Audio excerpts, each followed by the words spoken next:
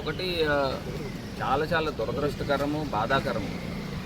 ఎందుచేతనంటే ఒక స్టూడెంట్కి ఎంత అన్యాయం జరిగి మేము డే 1 నుంచి చెప్తా ఉన్నాం. పాప అంజలి ఏదైతే అక్కడ ఎపిసోడ్ జరిగిందో ఆ రోజు నుంచి సీసీ ఫుటేజెస్ గురించి కానీ లేకపోతే మేమందరం కూడా వచ్చి పోరాడిన తర్వాత అక్కడ అమెండ్మెంట్ సెక్షన్స్ యాడ్ చేయడం జరిగింది. మరి మొన్నటిదాకా కూడా తల్లిదండ్రులందరూ కూడా వాపోతూ ఉన్నారు.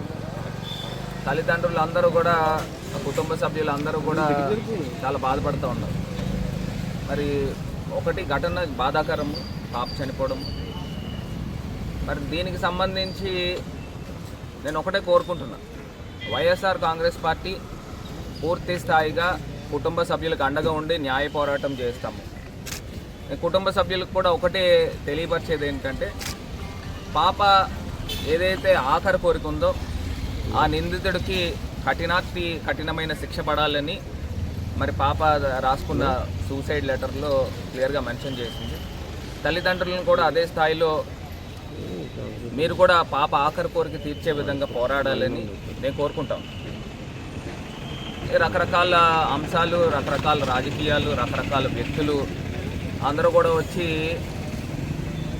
ఎన్నో కార్యక్రమాలు చేస్తూ ఉన్నారు.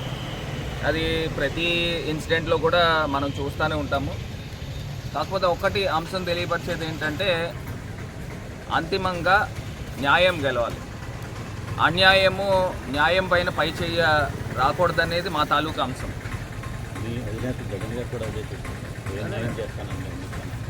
ఇప్పుడు ఒకటండి, ఇక్కడ ఉన్న ప్రభుత్వం పైన, డిపార్ట్మెంట్స్ పైన ఏ రకమైన నమ్మకం కలుగుతుంది అని అడుగుతున్నా. ఎందుచేతనంటే ఇప్పుడు దాకా నిందితుడిని కోర్టులో ఉన్నప్పుడు ఇప్పుడు దాకా నిందితుడిని తీసుకుని వచ్చి ఇంట్రాగేషన్ చేసిన సందర్భం ఉందా? 12 రోజులు అవుతాం. ఇప్పుడు దాకా ప్రభుత్వ పెద్దలు, హోంమంత్రి గారు కానీ, లేకపోతే డిప్యూటీ సీఎం గారు కానీ, ముఖ్యమంత్రి గారు కానీ, ఈ ముగ్గురులో ఎవరైనా స్పందించారా కనీసము?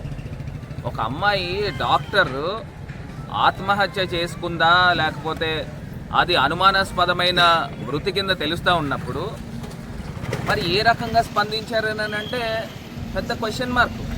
మరి ఆడపిల్లలకి ఏ రకమైన రక్షణ అందిస్తారని అడుగుతా ఉన్నా. ఇప్పుడు కొంతమంది నాయకులు